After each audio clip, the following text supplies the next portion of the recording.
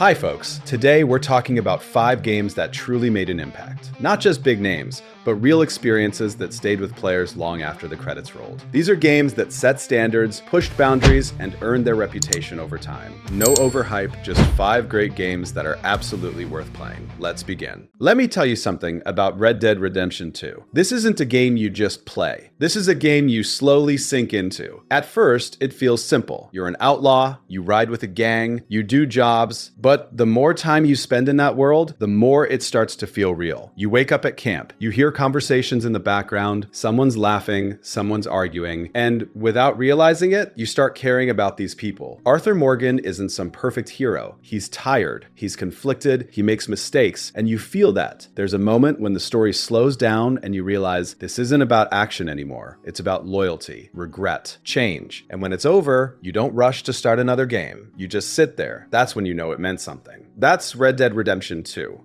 Let's talk about God of War Ragnarök. First of all, this is a great game. The graphics are incredible, the environments, the lighting, the character detail, everything looks polished. Gameplay feels smooth and heavy in a good way. The combat still hits hard, the axe still feels powerful, and the boss fights are cinematic. The story is also strong, it's emotional, it's well acted, and it keeps you invested. But I'll be honest, lately I started feeling like the game is slowly drifting away from its original identity. Kratos is still a legendary character, no doubt about that. But in the recent games, he feels different, calmer, softer, more controlled. And while that growth makes sense for the story, sometimes I miss the old Kratos, the ruthless one, the unstoppable force. In this moment right here, good boy.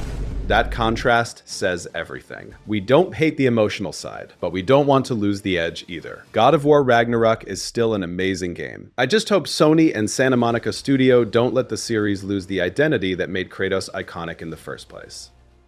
Speaking of Sony, there's another title that changed everything, The Last of Us Part 1. This game wasn't just good, it was different. From the very beginning, you could feel it. The atmosphere was heavy, quiet, uncomfortable in the best way possible. The world felt broken, but believable. And then there's Joel, a man who already lost everything, closed off, cold, surviving, not living. When he meets Ellie, that's when the real story begins. At first, he treats her like cargo, just a job, nothing more. But slowly, something shifts. Through every fight, every quiet conversation, every moment of danger, their relationship grows. It doesn't feel forced. It feels earned. You watch Joel soften. You watch Ellie mature. And by the end, you realize this was never just about survival. It was about connection, about love in a world that forgot what love even means. The characters are strong, the writing is sharp, the performances feel real. And that's why the first game is so powerful. Now, when it comes to The Last of Us Part 2, this is where things get complicated. I don't know why, but sometimes it feels like Sony starts something perfectly, and then in the sequel, they take risks that divide the audience. Part 2 is technically impressive. Graphics, incredible. Gameplay, even smoother. But the emotional direction, it surprised a lot of people. Still, you can't deny the impact of The Last of Us. It's one of those games that proves video games can tell stories just as powerfully as movies.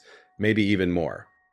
Next up, Black Myth Wukong. This game doesn't just look good, it moves beautifully. The graphics are next level, sure, but the real magic is in the animation. Walk uphill, you slow down naturally, step off a ledge, your momentum shifts. Every movement has weight. Every strike feels grounded. That attention to physics makes the world feel alive. Now, let's clear something up. This isn't a full open world RPG. It has progression, yes, but at its core, it's a linear, action-focused experience. Tight, direct, combat-driven, and the combat rewards aggression. The more you attack, the more pressure you build. Chain hits together and the damage stacks. You feel the fight turning in your favor, but play too defensive, the game punishes hesitation. That constant push forward keeps your adrenaline high. It's inspired by the classic novel Journey to the West, which gives it a unique mythological identity. If possible, play it on PC, especially with DLSS on. Performance is generally smoother compared to consoles, where some players notice technical dips. It's not perfect. Boss fights come fast, sometimes back to back, and regular enemies can feel too weak in between. But when everything clicks, Black Myth Wukong delivers intense, visually stunning combat that's hard to walk away from.